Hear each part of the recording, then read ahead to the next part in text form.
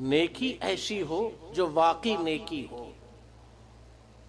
وہ حدیث مبارکہ میں آتا ہے، متفق علیہ روایت میں، بنی اسرائیل میں ایک شخص لوگوں کو کرائے پہ چیزیں دیتا تھا، قرضہ دیتا تھا، اور اپنے نوکروں ملازموں سے کہتا تھا کہ جب جاؤ مہینے بعد، سال بعد جو وقت مقرر کیا گیا ہے، اور اس سے پیسے مانگو اور چیزیں مانگو جو کرائے پر دی تھیں یا قرض کے دور پر دی تھیں۔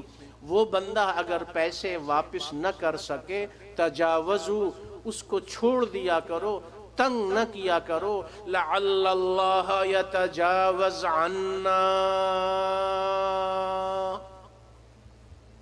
ہو سکتا ہے اللہ ہم کو چھوڑ دے۔ اس شخص کا انتقال ہوا، فرشتوں نے دیکھا نامہ اعمال میں ایک نیکی بھی نہیں ہے، ایک نیکی بھی نہیں ہے۔ فرشتوں نے اللہ کی بارگاہ میں عرض کیا، یہ بھی عرض کیا، اس زندگی میں کوئی نیک کام نہیں کیا، یہ تو بدکار تھا، برا انسان تھا، لیکن اپنے ملازموں اور نوکروں سے کہا کرتا تھا کہ لوگوں سے نرمی کرو، لوگوں سے نرمی برتو۔ آج جو لوگ مسلمانوں کے ساتھ، ملازموں اور نوکروں کے ساتھ، پڑوسیوں کے ساتھ ظلم اور زیادتی کرتے ہیں، وہ اللہ کا سامنا کیسے کریں گے؟